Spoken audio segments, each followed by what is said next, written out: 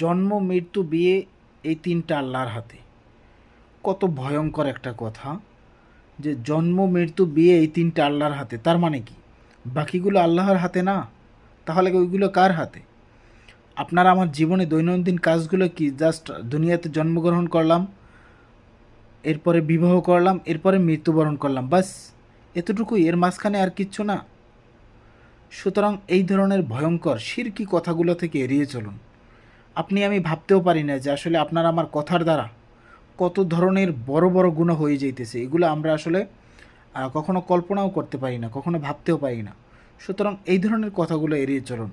আপনি বলতে পারেন এটা যে জন্ম, মৃত্যু, বিয়ে সহ সব কিছুই আল্লাহর হাতে, তবে এই কথাটা পরিপূর্ণ ঠিক আছে। কিন্তু যদি আপনি বলেন জন্ম, মৃত্যু, বিয়ে আল্লাহর হাতে, তখন সেটা ভয়ঙ্কর, ভয়ঙ্কর এক কবিরা গুনাহের কথা।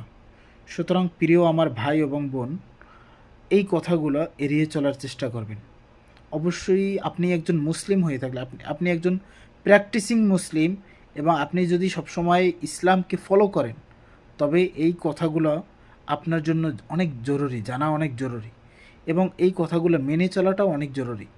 আপনি আমি দৈনন্দিন জীবনে চলাফেরা করব, বাট এমন কোনো কথা, এমন কোনো শব্দ চয়ন আমরা করব না যেটার দ্বারা আসলে আমাদের ইমানের উপরে একটা ঘাটতি আসে, অথবা মানে আসলে আমাদের ইসলামের মানে সাথে সাংঘর্ষিক হয় কথাটা।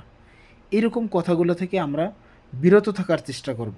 সবাই ভালো থাকবেন। আল্লাহ হাফিজ।